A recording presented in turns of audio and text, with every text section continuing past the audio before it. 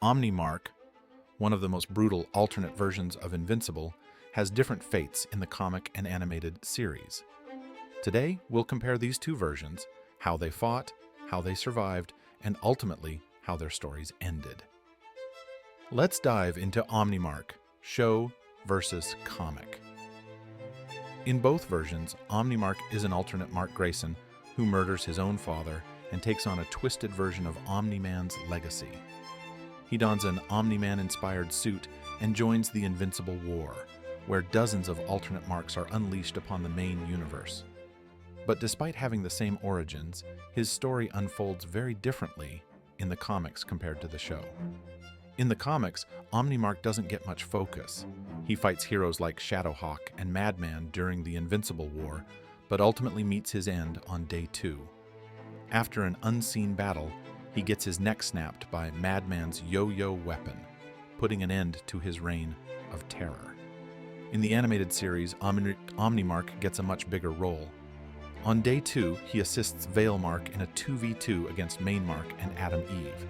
Despite Veilmark telling him off, he jumps into the fight, mocking him by saying, "Swearing doesn't make you cool." The battle is brutal. Omni-Mark breaks Adam Eve's leg, nearly tearing it off, forcing Mainmark to choose between saving her or continuing the fight. Before he can decide, a horde of reanimants swarms the battlefield, buying Mark enough time to escape with Eve. Omni-Mark, however, survives the attack and later lays waste to Tokyo off-screen. In the comics, Omni-Mark's story ends early, his neck snapped, his body lifeless. He never reaches the final stages of the Invincible War.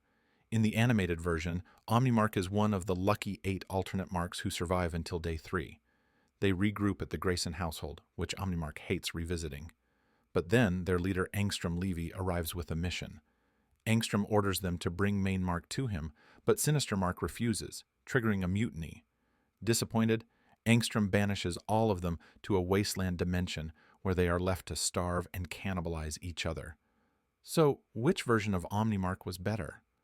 The comics give him a short but brutal end, while the show expands his role, making him a major player in the Invincible War.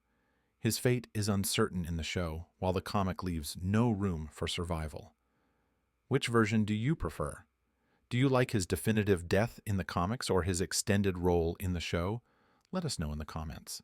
And if you enjoyed this video, like, subscribe, and hit that notification bell for more Invincible content.